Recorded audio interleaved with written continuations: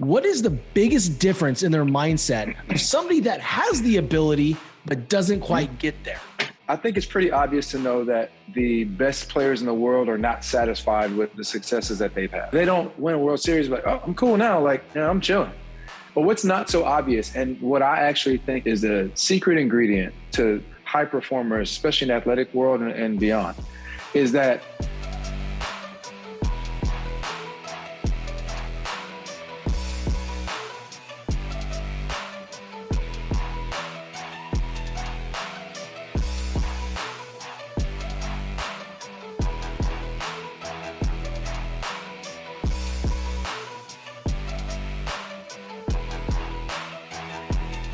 What's going on, guys? Welcome back. This is Sean French, your founder and host of the podcast, The Determined Society. Guys, today I have with me a very special guest. He's a new friend of mine. His name is Trevor Anderson. He is the owner and founder of Better Every Day, located in Orlando, Florida. He is a renowned performance educator, speaker, and multi-sport performance expert. TA coaches and mentors the youth and educates other teachers and trainers. He has trained Super Bowl champions, Heisman Trophy winners, NBA All-Stars and Hall of Famers, MLB All-Stars, Gold Glovers, World Series champions, and Hall of Famers, world #1 golfers and major champions on the PGA and LPGA tours. Guys, the list goes on and on and on.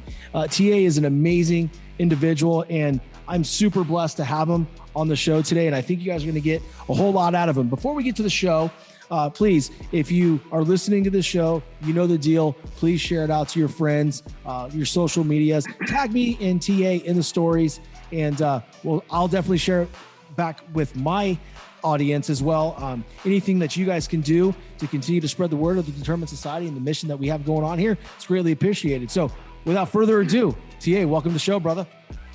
Hey, thanks so much for having me, Sean. It's a blessing and honor to be here. And listen, man, I love when I see somebody that has the same kind of energy that I gravitate towards. And ever since I've met you and known you through some mutual friends, I've seen and felt that energy in every single post, every single thing that you do, man. So, I love following people who have that positive energy, man. So let's get to it. That means a lot to me, brother. It truly does. And I can say the same for you. The thing that I love most about you is not only just what you're posting about and the things that you're doing in Orlando, with your center. I can feel the passion from you. I can feel the love in everything that you do. And I think the world needs it. Society needs it, especially here in America right now. No doubt. But it's, and we have some mutual friends too from back in the day. Man, we do. We do. Indeed. Our boy JD, I talked to him the other day. He said you were the man that he said he's like, hey man, tell him I love him. So yeah, man. Yeah, I love Jeff Dillman. He's a good friend and an amazing person, first and foremost, an unbelievable coach, and somebody who's inspired me through the years as well. So I'm glad. When I found out that you knew him, it all made sense. Made sense, Sean. So here we are. I can tell you, being in the weight room with him back in the day in 2002 and 2003 at LSU, it was a scary situation. And dude, that staff was loaded. We had, Tommy Moffitt, who's a legend, obviously. Right. We had Scotty Cochran, right? Mm-hmm. Screaming, yeah, way back in the day. Yeah. And it turned into a thing. Right. We had Dillman. Right, yeah, Vic Valoria. Vic, yeah, man. I mean, bro, it is. Yeah. That staff was lit. That's just from the strength staff. And then you had Jimbo Fisher, you had Muschamp. You had all these amazing coaches and coordinators from all in one place. And then obviously Coach Saban, who was the head football coach. So not just baseball, which is what you played, but football, like all of the sports across the board were just loaded, man. From the coaches to the players to the staff to the strength staff. It was amazing. Yeah, Saban was a coach when I was there, and he had all those dudes. It was just, if you look back at it, it's nuts to see like how many amazing professionals were on that football field, and it was a special time in my life. But yeah, man, Jeff Tillman's great dude. So listen, man, let me ask you a quick question. I like to have a little fun first, right? Before we get into nitty gritty. But hey, man, what is one thing that people may not know about you that's so special that you want to talk about? I'm a nerd. I'm a nerd, man. Explain. Yeah. No, I love learning about learning, right? I love learning I think one of the best ways, one of the processes, the most, deliberate processes of learning is teaching, right? So my entire life, not only am I forever a student, but I always had this like burning desire to teach. And what I didn't realize at the time was that it's because I had some good teachers, along the way that inspired me to be a teacher. I ended up teaching school for 3 years. I taught middle school. Everybody always says, God bless you. Dude, middle school's crazy, man. It's crazy, but the interesting thing about those kids is that they're old enough to understand what you're saying, but they're young enough to still be not too set in their ways where they're impressionable, where you can really make an impact. And so I love teaching middle school, but what you realize is that by teaching, you actually are reinforcing the learning that you're doing. So for me, having that constant like teacher-student mentality, like that cyclical process for me has been something that has driven me, and it's never let me settle and be comfortable, not only with my own clients, but with myself. So I'm a nerd. I like biomechanics. I like science. I like neuroscience. I like understanding the why, the real reason. When I learned how to drive a stick shift many years ago, I had one friend that just said, hey, this foot goes up and this foot goes down, and then you move the stick. And that didn't make sense to me. As soon as I understood what was happening in the engine, then it made sense for me. Immediately I could drive a stick. So I'm the guy who I go from like kind of parts to the whole. A lot of people go from the whole and break it down to the parts. Yeah. But if I understand the parts, it's easier for me to concoct the whole. So I love just nerding out on stuff. I'm not a voracious reader, if you will, but I will read things that are like, if I think about an idea or I want to know more about that, I'll dig into it deep, and I'll go after it. And so I'm constantly trying to just be the person that's on not just the cutting edge to do something different, but sometimes I like bringing and digging back. What were they doing 50 years ago that was so successful that's still around today? I want to know those things just as much as the new stuff too. So I think books have been around for years and years and years. And, it's so digital these days that we kind of don't turn the pages anymore. I love picking up something and turning the pages and just getting smarter and better at what I do. There's something to be said about just turning the page, because like you can write notes in the margin, you can always go back to it, and you are actively engaged in the reading process when you're doing that. Whereas digital, too many things can go on. If you're on a digital iPad, you're on your iPad, you're flipping through, and then if it's connected to your iMessage, Sean French texts you like, TA, what's up? And then like all of a sudden you're off, right? You're not on there reading anymore. Yes, exactly. But, it's funny because you brought this up, and I love the fact that you brought up the fact that, being a nerd or, you always love teaching because it reinforces the learning that you're doing. You and I had an interesting conversation on the phone about a week ago, and it was really impactful for me because you spoke about a situation to where you weren't always such a great ball handler. Right. And you went into a story to where you were doing some instruction and you were tasked to give that. Can you tell the listeners a little bit about that story? Because I think there's some serious power in that, because I think all too often we sit there, if we don't know something, who am I to teach it? And they go through this imposter syndrome.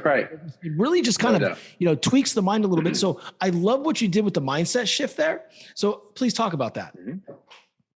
Sure. So I used to, starting in 2000, I had the opportunity to work with Vince Carter, legendary NBA star. And if, people didn't know Vince Carter, just all you have to do is turn on YouTube and type his name in, and you'll see exactly what I'm talking about. But Vince and I are the same age. I'll just jump completely out of the gym, and just a freak athlete and just a great player, cerebral player. And just had a long, wonderful, he played in 4 different decades, not very many people have done anything for 4 decades. And he played basketball in 4 different decades. But Vince Carter was somebody I had an opportunity back in 2000 to help assist with his basketball camps. He was a young player in the NBA and he was just starting his basketball camps. And I got kind of accepted by the Daytona Beach mainland family to come in and kind of be one of the coaches that helped assist. Well, a couple of years in a row, I was able to just be there as a coach. I ultimately would go on to be able to be the floor director and run Vince Carter's basketball camps at wherever he was, in New Jersey or Toronto or Daytona Beach or wherever we were. Anyway, before I became into the position of running those camps, I would be given a certain task at the camps. We'd have 20 different coaches and everybody teaching. You're teaching shooting, you're teaching defense, you're teaching, ball handling, you're teaching this, you're teaching that. And, Coach Charles Brinkerhoff, who is a mentor of mine to this day, who was Vince's high school coach and ran all the camps. And he said, TA, I would love for you to do ball handling this week. And anybody that knows me said, they know I might've been able to jump out of the gym, but, nobody ever said, wow, he has these amazing ball handling skills. And, it made me nervous. It made me nervous to be conducting something, not feeling like I was a good ball handler. And he said, don't worry about it. Just focus on the fundamentals and the basics. I said, cool, I'll do that. So, I just trusted Coach Brink in his process. And he said, just stick with what you know. I said, all right, cool.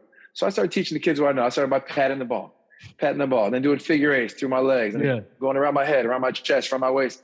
And then before you knew it, by Wednesday of the week, the camp was Monday through Friday. By Wednesday, man, I was going left. I was going right. I was crossing over quick. I was like, man, because we would play basketball at the end of every day, with all the, the NBA guys and the camp guys. And man, next thing you know, my ball handling was improving dramatically in just a couple of days. And I just realized it. And it wasn't just a basketball moment for me. It was such a teachable moment. Like, man, anything that you lean into, anything that you look at, you say, man, I am not very good at this, or I can afford to be better at this. Just spend some dedicated time leaning into it and take the most simple, fundamentally ridiculous aspects of it and just pound them. And next thing you know, you have a much higher competency, whether it's a physical competency, mental competency, or what have you. You have a better ability at the end of a very short period of time, and you actually start to increase. And the fact that you haven't been focused on it and then you spent some particular focus on it means whether it's neurologically or what have you, you're going to have that immediate pop, that immediate increase. And so I started using that same idea with other aspects of my life. Maybe it was writing, or maybe it was reading, or maybe it was other different activities that I was doing. And I used that same dedicated focus on the fundamentals for a short period of time. And I had dramatic results across the board. So, thank you for asking me about that story. Because to me, I didn't realize how impactful it was when we had the conversation. But, for me, that's a big deal. If we could do that on a day-to-day basis, right? Just lean into it. And I want to get to the leaning into the thing, but like having the ability or the courage to just lean into something like that and practice it and be vulnerable enough to like feel like, okay, I don't know everything, but I'm going to do this, I'm going to apply this information. I'm going to go step by step, right? Because at that point we can grow. And all too often right now is when people get, that's out of my comfort zone, I'm going to run from it, right? It's like that growth just scares people. And, I think at one point in life, we all go through those moments, but it's super important. Just like when you're working out, your goal is to put your body under so much stress that it goes into failure the last 2 to 3 reps. It's uncomfortable, but there's growth, right? And to your point, when you lean into something like that, you are telling yourself that you are going to move forward in attacking something that you don't feel very comfortable doing. And when you're able to do that, your threshold goes a little bit higher, right? So now you try things like, no doubt about it. I'm still not going to skydive. Don't get me wrong. Like, I'm not going to do anything crazy like that. I'm not jumping out of a perfectly good airplane, but like, you feel like you can start taking on more risks and more things because you're like, well, if I did that, then I can do that. Have you noticed since you've done? I'm sorry, go ahead. No, I was just going to say, it's ironic you talk about skydiving because I have a 21-year-old son, and last Friday,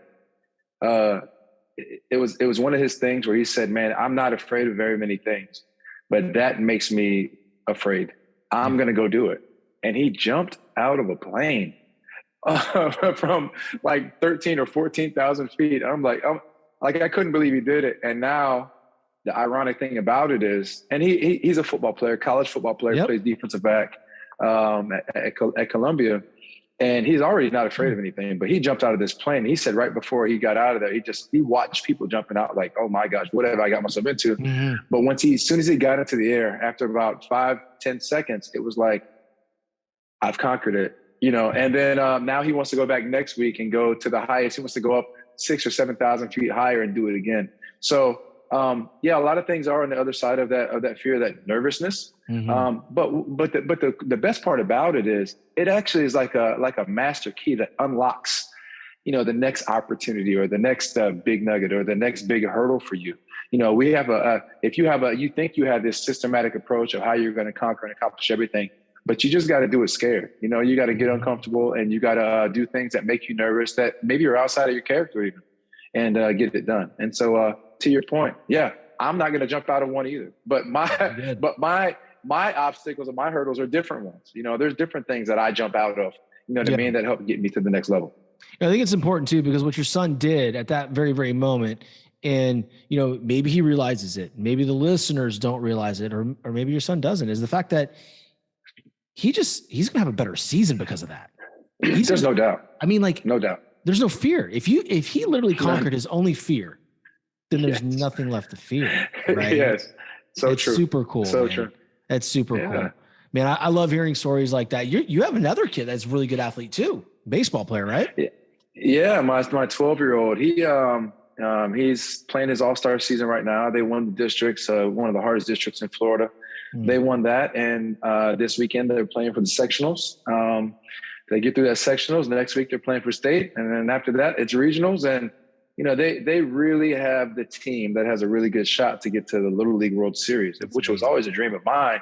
I know you as a baseball player probably had the same dream as I had. We watch it on TV. And I mean, every day he's watching YouTube. He's watching every game of Little League World Series he can find. He's putting himself in a position, in a mindset right now. And he's thinking, here's how I would hit off of this guy if I was facing him. And here's what I would do. I would have fielded that ball differently in center field than that gentleman did when he went to field that ball. So it's, what I love about it, without him realizing, he's immersing himself in the mindset to be successful when he gets there. So when he sees it, the lights aren't going to be too bright, and the stage is not going to be too big, because he experiences it every single day. So he's already set the stage for himself.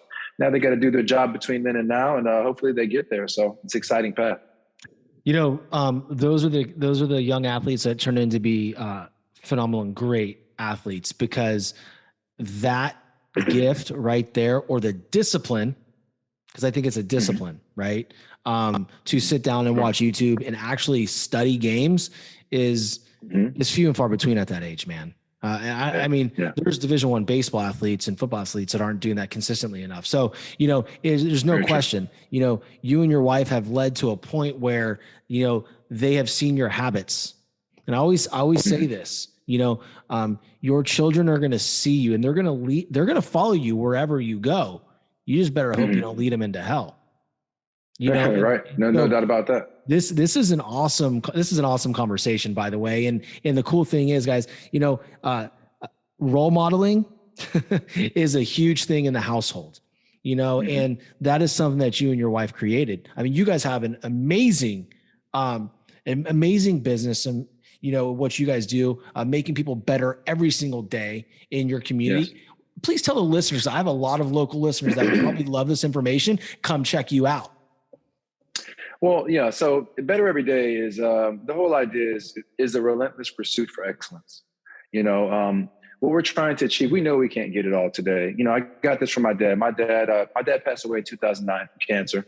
Yes, cancer does suck. But what he left me was so substantial. A few nuggets of information, statements, and principles that I really live by. And one of them was better every day. And I remember as being 10 years old and me being 10 years old and being in the backyard with my dad and wanting to put more weight on the cement, weights that are, resting in the backyard. And he said, listen, son, you don't have to lift the whole world to get better. You just need to get a little bit better every day. He said, if it's light, move it fast. I'd never forget that. And, he was a very, very fit guy, 6'2", 200 pounds, fit, ripped, even, to the last days.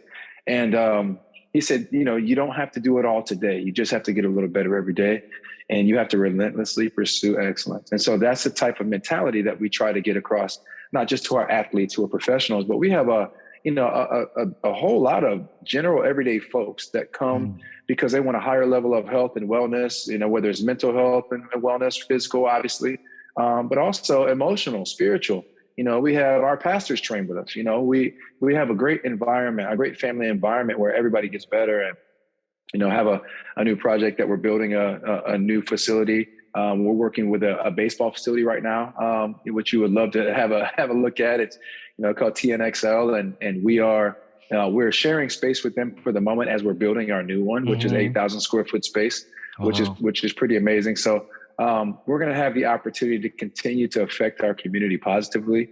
I work with Under Armour. I've been with Under Armour since 2009. And not only do I work with Under Armour by just wearing the clothes and being a quote unquote ambassador, but I'm on the field for doing all the on-field performance for the Under Armour All-America football, some of the other ones. And then Amber and I, my wife, we have the Under Armour Under the Lights Flag Football League, where we have thousands of kids, throughout the course of a year that, we have them playing from kindergarten to 8th grade, playing a very high level of flag football, where there's no just participation trophy. Like, it's competitive. You get a trophy if you win, you get a medal if you win. But what we're doing is we're working with Under Armour in the community, not just from the apparel perspective, but doing events at the Boys and Girls Club, doing events at the Brand House for Mother's Day, things of that nature. And we're trying our best to make sure we're visible in our community, not just with what we wear, but with the actions that we take. So not only is that an extension of our gym, what we have going on at Better Every Day, but we're called to serve, So we want to make sure that we're doing our part to maintain that service-based mindset in our own community, and just help share some of that love, because we can't keep it all for ourselves. We might as well share it, Yeah, that's awesome, man. I just kind of want to acknowledge you before I go any further. Just saying that, I've talked to a lot of successful people on this show, and I love where your mind's at. I love the things that you're doing. Appreciate it. It's one thing to be an ambassador for Under Armour and work with Under Armour but the fact that you guys are actually out there in the community partnering with Under Armour, hand in hand, and providing such a safe and competitive environment for the youth. Yes. There's not enough of that. And having that mission with such a big brand is huge, man. What are some of the things that you've learned most along that journey in providing the community with things like this? Well, I think one of the things that you learn the most is that the community is hungry for it, and it's almost like, if not me, then who? So on the opposite side of that imposter syndrome that we all, even high performers and successful people tend to have, like, who am I, to teach this, or who am I to lead that? You start to realize that there are opportunities in our community that people are hungry for, that no one's taken the initiative to just bring together.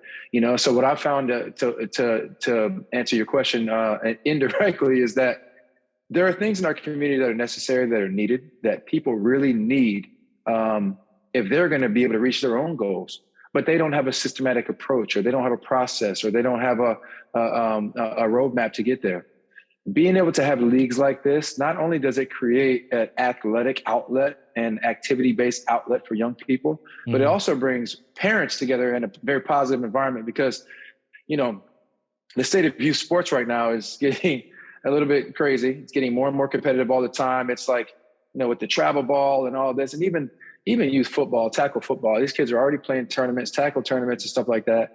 I'm not here to bash that. I'm just saying that the expectations of young athletes, and the ratings and the rankings and the stars and all this, it's like, there are not very many safe places for them to go where they can just go have fun with their friends. Yeah. And that's what our league provides. It provides the opportunity to do that. And some of the other activities that we do, we want to take the pressure off. We want them to be able to just go, really, like, you remember what it's like growing up, and, I would, and growing up in Sarasota, I'd get a bucket of balls with my friend and jump the fence at Little League and play home run derby. Or we would go to the football field or play football in the street, and, like, there was no scoreboard, no referee, no stars, no ratings, no rankings, and we played. And I think the organic, like, athleticism and creativity and all that stuff that comes out in those environments are the key.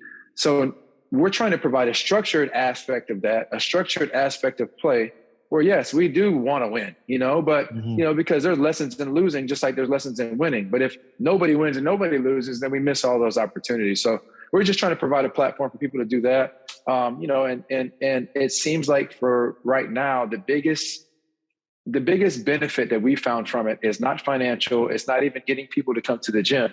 It's that, thank you so much, Amber. Thank you so much, Trevor, for providing this outlet, because otherwise our kids wouldn't have this positive environment. We play all these leagues, we do all these tournaments, but this is where we love playing the most. This is what they get eager and excited for, is coming to play in your league. So that means the most to us. I think it's super important. I'm not here to bash youth sports, although I may have a few months ago. I don't take back what I said, because here's the thing. I just feel like there is way too much pressure on these young kids right now to perform at such a high level. And they are tying their self-worth to their performance. They're human beings, not human doings. Okay. I had a very good guest on my show, Seth Pepper. I think you know him. We had a conversation probably about 2-3 months ago, and, it's gotten out of control, and it's getting to a point where, parents, their kids are 8 years old and their kids are playing 64 baseball games in a summer. And it's like, guys, what are we doing? Crazy. And then the atmosphere at these games, it's like parents are trying to fight umpires, coaches. I don't know if you saw this. This is really interesting to me. And it came out at the time that I released that podcast in a couple reels on youth sports.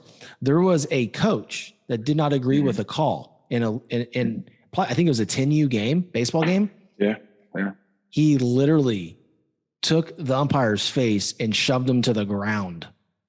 Wow. It's like, what are we doing? What are we teaching our children? It just doesn't even surprise me, because I've seen so much craziness. And but here's what I think, though, Sean. I think that look, I can't control these parents. I can't control the umpire. There's umpires out there. They're out there for their own glory as well. So don't make no mistake. So I can't control them. But what I can do is I can have the conversations in my house with my son, right? And manage my own environment the best way possible and say, listen, son, I know, like it's almost like a meteoric rise this kid's having with baseball. And he's going like this. And now after this All-Stars is over with, I'm shutting that down. And it's football time. Good for you. We're not going to throw every day, and we're not going to hit every day. You're 12. You're going to be fine. I remember when I was 12, as soon as the season was over, guess what? It was football time. And so we can't go along to get along. You know what I mean? We can't be out there doing exactly what the industry said. I get an email every single day from Perfect Game. Watch out. It's almost too late for you to sign up for this tournament, bro. I mean, like at some point, we have to be able to, it's the early specialization that's getting kids hurt. It's getting them burnt out. And I don't need to get into the science of all that. It's just really a lot more common sense than science. But having a comprehensive movement, foundation that is a multi-sport movement-based foundation, I think it doesn't hurt anybody for any sport to have that multi-sport. You're not going to miss out. If you take a few months off of throwing, you're going to be fine, especially at 12. My goal is to make sure that we create, and especially through our gym environment, whatnot, that we create a comprehensive, like movement-based athlete that has a high level of physical literacy so that they can compete in whatever activity they do, right? Because we don't climb trees and dig holes in the woods and jump them with our bikes and stuff like that like we used to. But that doesn't mean that we can't expose them to a multi, faceted movement-based, protocol with the activities that we put them in. And it's okay if they don't want to do those things, right? They still got to do it because we're the parents. Yeah. So I don't want to just be subject. I don't want to be subject to the monster of youth sports, and keep everything, kind of as many variables as possible. At some point, you're going to have to specialize. I realize that. But right now, when they're in that age, when their bodies are just trying to develop everything, it almost is a disservice in most cases to keep them on a one track, because they're going to miss out on the other aspects that can make that one track, as good as it could possibly be. It's funny you say that. I don't preach to the choir. I want to say that because I'm glad you're saying this because, it hurt me. By the time I got to LSU, I wasn't athletic enough. I wasn't strong enough. I wasn't dynamic enough. And then bad mindset, victim mentality, all drove me down a road that I didn't want to go down. And I never turned out to be that high level performer at my dream school. Yeah. And, I won't say all of it is because I specialized too soon, but man, I'm going to tell you a lot of it was, I wasn't strong enough. I didn't have enough tools in the belt, and, and what I found is, you can hide it in junior college. Oh yeah. But once you get to the SEC, bro, you can't hide that, man. No, you got a catcher that you're competing against for some playing time, and he was an All-American in baseball and All-State in football. that dude's tough. It's tough to beat. Yeah. One of the things I want to touch on, I want to take the opportunity because you and I also had another amazing conversation in the same conversation we had. We touched on stories with the youth, and what you said about, sitting your son down and having a conversation with him really triggered that story about, the generation like us preparing our youth to lead from the front right now. And we talked a little bit about the Indian culture, the American Indian culture. And I want you to touch on that for the listeners, because I think it was a very interesting perspective, and quite honestly, it blew me away. So fire away, dog. Yeah. Yeah. So, I had the honor to listen to a Native American gentleman. He's about 40 years old, from Navajo tribe. And, everybody knows about COVID, and COVID happened and all that type of stuff. But if you understand the Native American culture, the way that they continue to survive generation after generation after generation is the culture is to tell stories, right? Whether it's to gather around a campfire or a dinner table or what have you. And they have, the grandfather and the great-grandfather and maybe the great-great-grandfather, and they continue to tell these stories. And the culture is to get together, tell stories, break bread. And I guess it never occurred to me, but hearing the story a couple months ago, the biggest challenge that the Native American were having on the reservation was that what COVID was doing was it was hitting those communities harder than any community in the country. And all of the elders, the majority of the elders are starting to die and starting to succumb from this terrible disease, right? And not only was the physical person dying, but the stories that they tell around that campfire were also dying with them. And what happens is middle age, whether you call 40s middle age, 40s and 50-year-olds, they weren't the ones that had to lead from the front in the storytelling, because they always had their parents and their grandparents. And, you had your 70 and 80 and 90-year-olds still telling those stories. But who is going to tell the stories when the elders begin to unexpectedly die off? And now you're the oldest member of the family now. And now you're the one sitting in the driver's seat to tell all the stories, right? I think the biggest challenge that we're having in America right now and beyond is that we're sitting back and waiting to be the storyteller. We have significant experiences in our life to this point. I'm 45 years old. And man, I was just thinking about it the other day, like, man, I've seen some things. I've been through some things. I've struggled through some things. I've had some successes. Like, there are things, the reason why we're having this conversation right now is because we have stories to share. We have lessons to share. We have moments to share, successes and failures to share. But we can't wait until we're 70 or 80 years old to start sharing them, right? I think if anything that I learned through that conversation, just listening to the passion of this gentleman speak, was it's an indication that right now is the time. Right now is the time to share information. God did not bless us with this information and these experiences just so that we can keep it to ourselves, right? These experiences have got to not only help ourselves, but help the next generation. And we need to start telling those stories now. As a matter of fact, there's stories that we've learned because of how society has changed that we can share with our parents if we're fortunate enough to still have one or both of our parents around, or even share with our grandparents because they don't understand what's happening in society today. The same way that our kids were learning. I learned a lot from my 12-year-old. I learned a lot from my 21-year-old. And being able to sit in that driver's seat and say, okay, buckle up. It's time to tell this story. Because listen, at some point or another, we're not going to be around to tell that story anymore. Yeah. And if we take it to the ground with us, then that's an opportunity lost for everybody around us that we care about. That's a really great point. And again, there's so many great nuggets in that story. The big one is if we take things to the ground with us, like you said, we don't just take the stories, we take the culture with us. Exactly right. And that's the thing. Like, we don't want the culture to die. And it's so funny because like when the first thing I thought when we got off the phone that day and you're talking about that story about the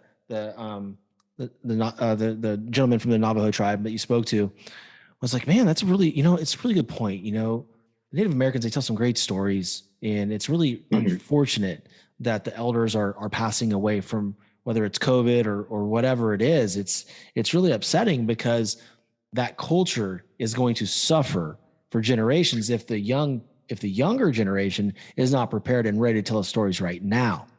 Right. And it reminded me of some of the most enjoyable times of my childhood was sitting at my great grandparents' place for family reunions every Labor Day in Clear Lake, California. We'd all go there. Excuse me. Their home was located right on a creek. At nighttime, all the adults would sit around, in chairs, and they would have their beers and listen to Randy Travis on the gray boom box. He was the man back there, right? We were jamming Randy. We were playing croquet, badminton. And the one thing that I always remember is wanting to be sitting in that circle at night with a fire, listening to stories. And even in my family now, my home, we tell stories. We talk at the dinner table every night. TV's off, no electronics. We do, we do what we're grateful for. Every person goes around, tells what the 3 things that we're grateful for. Amazing. 3 things that we could have done better today that we failed at, right? I got my 3-year-old doing it. My wife's incredible, by the way. That's not all me. My wife is just fixated on making sure that our children have enough tools to get through adversity and to be able to properly handle successes. And that's awesome. That's not going on right now in society. We're not, as a whole, we're not having these conversations at dinner. You go to a restaurant. All right, go to a restaurant with your beautiful wife and your 2 handsome boys, and you're sitting down, and you look around. If they aren't on their own tablet, they're on the tablet that's provided to them at the restaurant, and they're playing games. Right. Yeah, exactly. And that's the thing that I loved about that story, because that is a true way to connect, is through telling stories. I think you learn a lot about people that way. Hell, I've learned a lot about you. It's that one conversation. You told me 2 stories. Awesome. Yeah. So yeah, it's one of those things where, you start to realize it. And I don't know. I mean, I don't know if it's just the age that I'm at right now. And I was just thinking, man, like I'm watching my son practice at 12 years old. And I remember being 12 on the field in All-Stars. And I remember every single player. I remember what we were doing. I remember the specific practices. I mean, and I don't have a bunch of video because there wasn't social media. I have a few pictures and stuff like that. But it's like, man, I remember it vividly. And man, that was 35 years ago. You know what I'm saying? Almost 35 years ago. So it's like, man, like this thing happens fast. Dude, so quick. So if not now, then when? If not now, when? I'm not sitting up here and trying to tell this entire podcast that I'm Mr. Go Get It, like every single time and every mission. Come on, man. We all battle that, right? If we don't set up ourselves with a systematic approach to kind of attack these things, we won't. But we're not always going to feel like, we're not going to always love it every single day. We're not always going to want to get up and attack our process every single day, but we know it's required. If we can, as non-negotiable as we can make it, we have to. But sometimes we do fall short. We do. And the Bible says we all fall short of the glory of God, right? So we're all going to fall short in one way, shape, or form. But what do you do next? What do you do next? And if you know that storytelling is something that's going to help your family, then, or your society or your community, look, you have a decision. You have an opportunity right now. Let's start telling those stories authentically.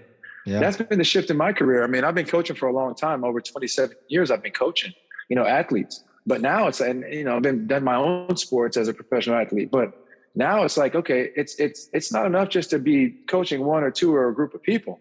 Now it's time to start telling these authentic stories and sharing these opportunities for success, and also sharing your failures so that other people can learn from your mistakes, not just you. Yeah, exactly. And you mentioned a very important phrase that a mutual contact of ours talks about all the time, Ben Newman, attacking the process and, process over feelings.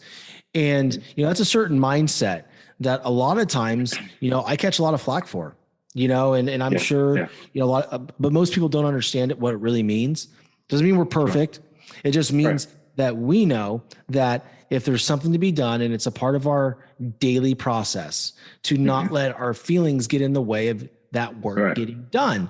Because when that happens, we negotiate with ourselves, then we start to let our dreams go. We start, there's no doubt. We decay. and then our children see that. Right. So I think it's super important. That mindset right there, is something that, I think it's invaluable, to do. No, yeah, the process over feelings. I mean, it has to be, and that's something I really learned from Ben, spending my time that I've been spending with Ben, especially over the last several months. You have to be able to have that process in place. I mean, you can say process over feelings, but if you don't have a process, then what are you putting in front of your feelings? Yeah. It's about doing the unrequired work Ben talks about. There's a workout that you're going to do 3 days a week or whatever, but then there's unrequired work that is like brushing your teeth every day. And I always say it like this, it's like brushing your teeth, right? Brushing your teeth, you don't brush your teeth to make your teeth better. You're really actually brushing them so that they don't get worse, right? So we don't want our teeth to get worse. Right. That's why we're brushing them, right? So it's not like every time I brush, I put another layer of beautiful enamel over the top and it's just going to just continue to, it's so that they don't get worse. And we got to realize that. And there's something that when Jeff Dillman was at South Carolina, he said, we went in there one day. I went in there with my son. It was when my son was on the recruiting process. And Dillman said, he said, ATA, you know what I tell him? I said, well, he said, I tell him, forget your feelings. Forget your feelings, because your feelings get you beat and me fired. And bottom line, I mean, and that's really what it's about. Like, your feelings can get in the way and they can interfere. You can play emotional without being in your feelings. There's a difference there. And I think that if you let your emotions guide it all, right? If you let your feelings guide it all, you're going to be playing catch up the whole time. But if you really play with a positive level of emotion that's integrated with the process, now you're creating success. It's super important, man. Let me ask you a quick question. Have you ever tried the unrequired workout? Oh yeah. Oh, I've done it. I did it with Ben 2 weeks ago. Did you? Did you go to the boot camp? With him there. I did. And He came to Orlando. And he's like, TA, what's up? I'm going to be in town on Friday, 6 a.m. Meet me at the spot. I was like, I'm there. That's awesome. And I think what's also important too is that you get into somebody else's unrequired work once in a while. Mm-hmm. Because Ben wakes up and he's been doing this now for, like 1,100 straight days. Over 1,100 straight days. He's a machine. But you know what? I see what it does to his mindset. I see that it's like he has to have it. You know what I mean? I had a chance to train with him and his trainer, Jamie. And look, he's got to have it. It is non-negotiable. Sick, tired, it doesn't matter, right? But what it does for his mindset is it sets him on a path of accomplishment. Like, we talk about stacking those wins, right? And stacking those, as building blocks and really standing on top of them to achieve the next goal. It's like making your bed in the morning. I've achieved something. That unrequired work, I'm done with it. I've achieved it. I've got my process. I've written my affirmations. I've done everything I need to do. Now I can attack the day. And if I get nothing else done today, I've already accomplished a lot. Exactly. So, full transparency again, got to be transparent if you want to get better. I am not perfect at that. I'm better now than I ever was, but I still have a long ways to go. And I aspire to be like people like yourself and like Ben Newman that have been able to achieve this unrequired work relentlessly for so long and so consistently. I also know that my best self is still out there, and the closer I get to dominating this process and already tapping into this unrequired work on a frequent basis, I know the closer I'm going to get to achieving my best self forward. So I'm still looking for that guy. Dude, same here. I think every day that we're striving, like your dad said, better every day. If you get 1% better every single day, be a better person, better man, better husband, better father, better professional, better coach. Yeah. I think that's all we're shooting for, right? And listen, I surely don't have it all figured out. There's things that I struggle with too. For instance, today, there's so many people telling you like, hey, if you don't rest your body, it doesn't grow.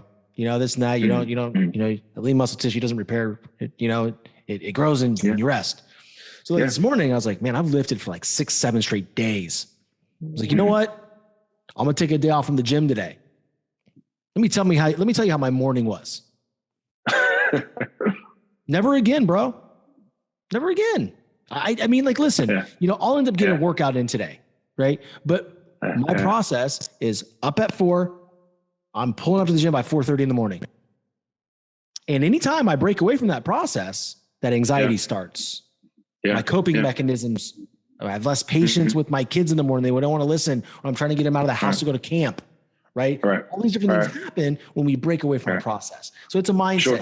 You know, and for sake of time, I could sit here and talk to you all day, dude, but I got a couple more things I want to go over and, you know, then we can debrief, but you know, mindset, you know, everybody talks about it. It's almost like this buzzword that everybody uses, but you have worked with some amazing professionals, you know, women professional athletes, male professional athletes, World Series winners, Gold Glovers, Hall of Famers, All-Stars, NBA All-Stars, everything. What is the biggest difference in their mindset of somebody that has the ability but doesn't quite get there? So I've mentioned this before, and I still, the more I think about this, the more true it is. So I think it's pretty obvious to know that the best players in the world are not satisfied with the successes that they've had, right? So like, you know, they don't win a World Series, but oh, I'm cool now. Like, you know, I'm chilling. I think they all want more. And in a very positive way, they want more. All right. So I think that's pretty obvious. But what's not so obvious, and what I actually think is the secret ingredient to high performers, especially in the athletic world and beyond, is that they also give themselves credit for the small victories along the way. They don't hold themselves to a standard of perfect, because perfect is if you were able to achieve whatever is perfect, then where do you go from there? I think that the best players in the world through history have always kept that carrot out in front of them so that they can continue to chase and drive and strive after something. I remember Michael Jordan would say he'd never say he's the best, because then he didn't feel like he had room to get better, right? There's a mentor of mine, amazing dude in the fitness and performance world named Chris Frankel. He used to work as the director of human performance with TRX, a company that I worked with for many years. And Chris Frankel used to say, and maybe he got it from somebody else, but I'll attribute it to him. He said, you know, people always say you can't let good be the enemy of great. And that makes sense. You know, you don't want to just settle. But, you know, but even more important is you also can't let great be the enemy of good. And what a lot of people that achieve a certain threshold, right, they are getting very good at what they do, but they are holding them to such a standard that they get all the way close to it without fully achieving it. And they don't give themselves credit for how far they've come, because they're letting great be the enemy of good. You can still be guilty, really, really, really good. We all are though, but we all are, right? Yeah. And but as long as we recognize that, like, dude, like, and I used this example before, like, you know, what if your goal is to get to the Masters, right? You know, and you're a golfer and you want to get to the Masters. Well, or to win the Masters, let's just say. Well, you get to the Masters and you go and you finish T4, right? At the Masters. Now, I mean, has your whole career just been a disappointment now at this point? Because you didn't actually win and you lost by 2 strokes and you missed it by 2 strokes. Like, there has to be value in taking the value out of what you have achieved to get to that point, because you're in the top 1% of 1% of the world of golfers, just being in that tournament in the first place. Yeah. And the fact that you got a top 5 in that, I mean, there has to be some ignition there that really excites you and gets you going and propels you and kind of springboards you into the next opportunity. But if you miss that because you say, man, winning was the only goal and I didn't achieve it and I'm a failure, I mean, we miss out. So you just can't let great be the enemy of good. No, I appreciate that, man, because, you know, I'm guilty. Like I said, I yelled guilty as charged. I mean, there's not enough times where I will, you know, like I sent you a picture yesterday of the studio. Get ready, man. Man, I can show you a picture of this thing a year ago. And, you know, a year ago, I was like, oh man, that thing's terrible. Right. And you just see this natural progression and you're so busy trying to get to that next level of whatever it is that you're doing. And you don't enjoy the moment of, you know, something like, wow, this is like a level up. Like, let's enjoy it. So I have a lot of work to do in that. And you know what? Yeah, when my wife Jacqueline listens to this episode, she goes, well, if you won't listen to me, maybe you'll listen to Trevor. Because she'll tell you, like, dude, do you ever enjoy any win? I was like, no, I enjoy it. But like, I want to go through the next wall now. So, so let's lay the plane here a little bit. I want everybody here to know how they can find you, how they can work with you, and how they can best support you. Right. So, first off, social media. I mean, social media is obviously where everybody's really connecting these days. And on Instagram and Twitter, TA two claps, number two claps. And I'll put that in the show notes too. I'll make sure all your handles are in there. Right. But the reason why I want to mention that is because, it's my opportunity to connect every single day. It's part of my process. When I wake up, I put my Bible verse of the day up there. It's a foundation. It's an anchor for me as well. And then I try to make sure that I am not so business oriented as it relates to my social media. I do business on there, but listen, I'm a whole person, right? I've got kids. I've got a beautiful wife. I love to compete. I love to play golf. Like, there's all these different things, but I think people need to see real people so that they can dial in with what their process is. They want to see an example of a real person. So I just try my best to be that example, if at all possible. And, some of the things that I have coming up is that in August, what I've started doing is working with people like Ben Newman and seeing the stuff that you're doing and so forth is, I'm speaking more deliberately and more purposefully now, whereas, people would call me, ask me to do a keynote speech. And I'd be like, okay, and I just kind of show up and do my thing, and everybody loved it and all of that, through the years. And, I've educated at a high level for a long time across the world in different places for different organizations. But for me, it's time for me to do exactly what we talked about earlier, which is start telling those authentic stories, right? And because there are bullet points in those stories that can really, really be valuable, not only for individual people as they're on their own personal journey, but for organizations, right? Big organizations, small organizations, and not just gyms in the fitness world, major corporations. There are things that I have been able to have access to through a number of years, and people, high performers that I've had a chance to affiliate with and associate with that I've learned a lot from. When I go out on the golf course with players, some of my pros, I'll teach them things. Now, listen, I'm a 14 handicap. Nobody believes me when I hit the ball because they go, oh, no, come on, you're sandbagging me. But no, really, I mean, over the course of 18 holes, it all evens out to be, about a 14 handicap. But I'm able to help scratch golfers and PGA Tour players and some of the best players in the world because I'm sharing stories with from some of the greats and sharing opportunities and sharing different types of events and things that have happened over a course of time in my experiences. So I get a chance to take, it all evolves like exponentially, right? I get a chance to take the lessons that I've learned from PGA Tour winners and champions and Super Bowl champions and, World Series champions. I get a chance to take the information that I've learned from them and share with others, not just in a direct way, but in a little more indirect way. And I can apply that to people's situations. So as a performance coach, what I want to be able to do is I want to be able to share some of my failures, right? Be as transparent as possible, but also talk about how I was able to overcome those things and help other people overcome some of those same obstacles, not just through fitness, but also through organizing their schedules, their daily planning,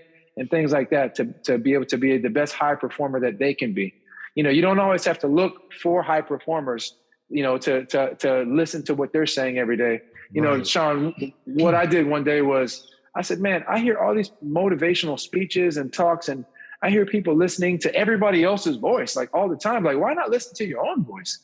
Right. So I'm committed. And what I've been doing is I've started recording a series of motivational talks for like me talking to me. If I can go back and coach and guide myself, what would I say to me? Right. And I'm shooting a series of those. Right. So now not only am I listening to the right things, I'm listening to my own voice, and I'm reinforcing my own voice in my own head, hearing my own voice and inspiring myself. And I want to be able to encourage other people to do the same. So, in the beginning of August 1st is when I'm going to launch it. I want to make sure that people know that I am available, not only for speeches and talks and keynotes and training and teaching and education, but also for that performance coaching that's helping organizations and individuals get better every day as well. There's so much alignment here, bro. So much alignment. Is there anything I can do to support you in that? You got to let me know. Absolutely. We can talk about some stuff. Yeah, absolutely. Thank you. I got some stuff we can chat about offline, that I think we can have some synergy with. So, dude, awesome. It's been an absolute pleasure. Obviously, anything you need from me to help you, you just ask me. I've learned a ton from you, and I'm hoping that I can continue to learn from you and do some amazing things with you. And guys, so you've heard it here best. I want you guys, if you're listening, to really dive into the show notes and find TA wherever he is on social media, connect with him, see how real of a person he is. I don't think I've talked to very many solid people like TA. So connect with him, see what he's got going, go check him out. If you're in the Orange County area, see what he's got going on, stop by, and be a part of it. And with that being said, guys, thank you so much. Appreciate you guys listening. And again, share the show with your friends. If we said something that made you happy, we said something that made you mad, share it along. If we sucked, you don't have to, but I don't think we did. I think it was an amazing conversation. So TA, man, big thank you to you. And my pleasure. I cannot wait to see what you do. Well, I'm honored to be here, and I appreciate everything that you're doing. Keep inspiring and keep helping people get better every day. And if you need to get fired up, just give yourself 2 claps, baby. Boom, boom, 2 claps. You heard it. We'll drop the mic on that one. See you soon, guys. All right, baby. Take care. 2 claps. Take care.